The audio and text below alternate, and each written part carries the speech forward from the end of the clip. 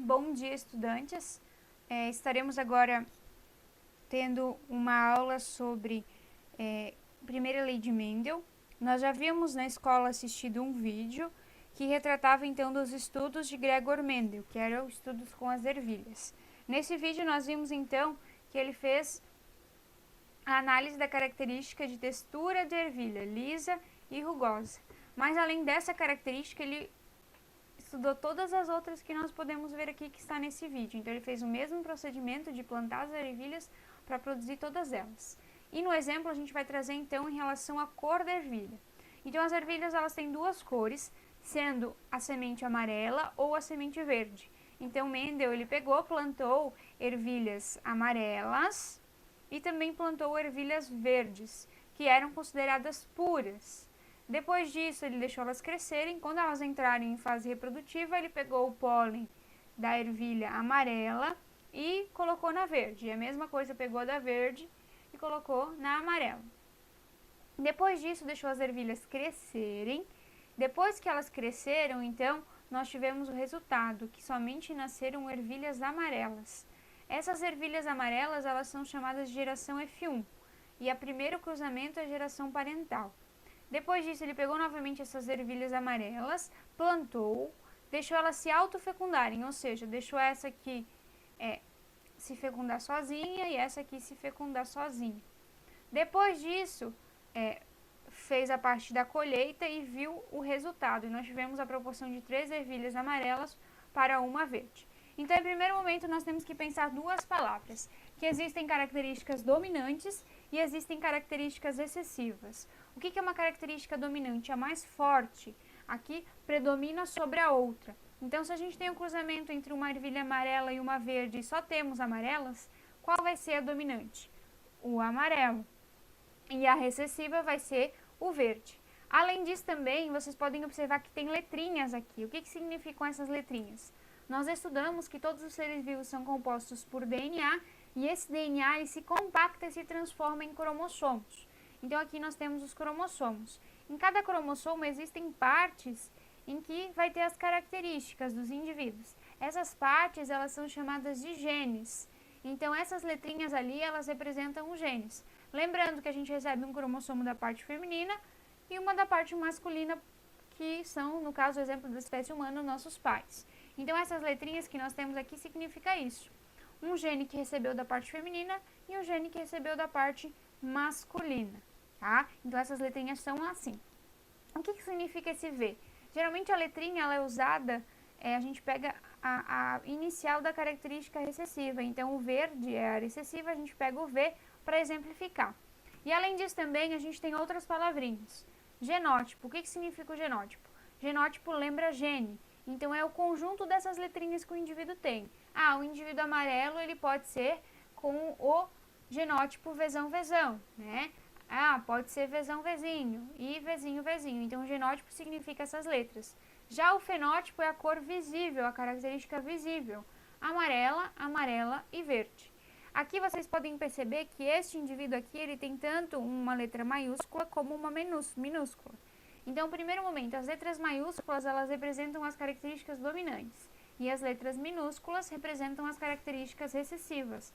Logo, Vzão-Vzão é maiúscula, é dominante, é amarela.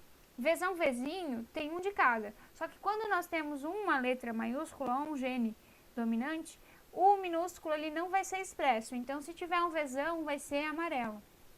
E por último, se tiver 2 Vzinhos, vai ser verde. Para isso, a gente tem outras nomenclaturas, que é o homozigoto e o heterozigoto e o homozigoto. Heterozigoto significa quando tem as letrinhas diferentes, uma maiúscula e uma minúscula. Homozigoto é quando tem as letras iguais, então azão, azão, azão, azinho, azinho, azinho.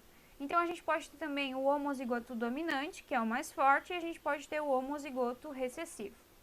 E aqui eu vou trazer um exemplo para vocês, para a gente entender um pouquinho melhor, então, como é que são essas características definidas. Aqui nós temos a seguinte pergunta. Cruzando-se ervilhas verdes, Vzinho, com ervilhas amarelas, Vzão, quais serão os seus descendentes? Então, vamos lá. Então aqui nós temos a pergunta, como eu estava falando, cruzando ervilhas verdes, vezinho, vezinho, com ervilhas amarelas, vezão, vezinho, quais serão os descendentes? Então, em primeiro momento, nós temos que pensar quais são os possíveis gametas que cada indivíduo vai ter, lembrando lá da meiose. Então, o indivíduo vezinho, vezinho, ele vai produzir dois tipos de gameta, vezinho, vezinho. Aliás, um só, né? E o amarelo, ele é vezão, vezinho, então ele pode produzir um gameta vezão e o outro vezinho. Agora, a gente tem que pensar que isso aqui são, exemplo na espécie humana, né?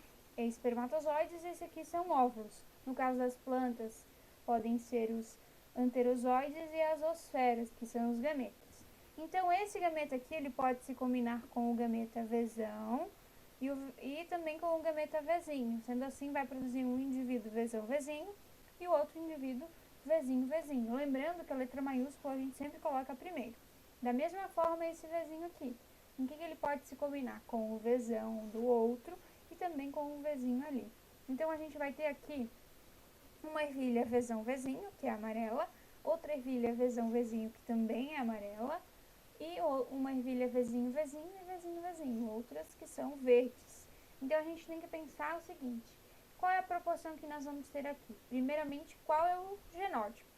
O genótipo é, então, a combinação de genes. A gente vai ter dois genes que são vezão, vezinho, e dois genes que vão ser vezinho, vezinho. Em relação ao fenótipo, o que é o fenótipo? As características visíveis. Nós vamos ter duas ervilhas amarelas e duas ervilhas verdes. Além disso também, quais são heterozigotos, ou seja, qual dessas ervilhas são heterozigotas, são que têm genes diferentes. Então, nós temos dois vezão, vezinho que são diferentes, são heterozigotos. E quais são homozigotos? São aquelas que são iguais. Então, dois vezinho, vezinho que são iguais. Além disso, também a gente pode utilizar uma representação gráfica, que é o quadro de Punnett, para fazer essa resolução. Então, a mesma pergunta. Quando cruzando-se ervilhas verdes, vezinho, vezinho, com ervilhas amarelas, vezão, vezinho, quais são os descendentes? Então, aqui em cima a gente vai colocar o genótipo de um indivíduo, neste caso a gente coloca o do vezinho, vezinho, a gente separa eles, os gametas, e a gente coloca o vezão, vezinho aqui também. Aqui existe uma regrinha, aqui em cima se coloca a parte masculina e embaixo a feminina, mas não altera os fatores se vocês trocarem também, até porque tem questões que nem trazem se é feminino, masculino, enfim. Então a gente vai pensar os possíveis cruzamentos. E como a gente faz? A gente cruza essa linha com essa linha ali. Então, vezão, vezinho, o primeiro que nós vamos ter. O segundo aqui, novamente, fazendo esse cruzamento entre este e este, é vezão, vezinho. Este indivíduo com este aqui, vezinho, vezinho, e este com este. Então, a gente vai ter novamente uma proporção de dois amarelos e dois verdes aqui. Além disso, também eu vou trazer essa imagem para vocês estarem observando. Pausem o vídeo e vejam, então, como ocorreu esse cruzamento. Não vou estar explicando. Da mesma forma, o cruzamento em relação a coelhos não precisa ser só o exemplo das ervilhas, a gente pode buscar até uma característica própria do ser humano para fazer isso, né? Então, vocês olhem aqui também que nós temos cruzamento entre dois coelhos, vai gerar a geração F1, e por último nós temos a geração F2. Aqui nós temos um outro exemplo que é lá das ervilhas, né? Geração parental, o cruzamento F1 e o cruzamento F2 para vocês verem.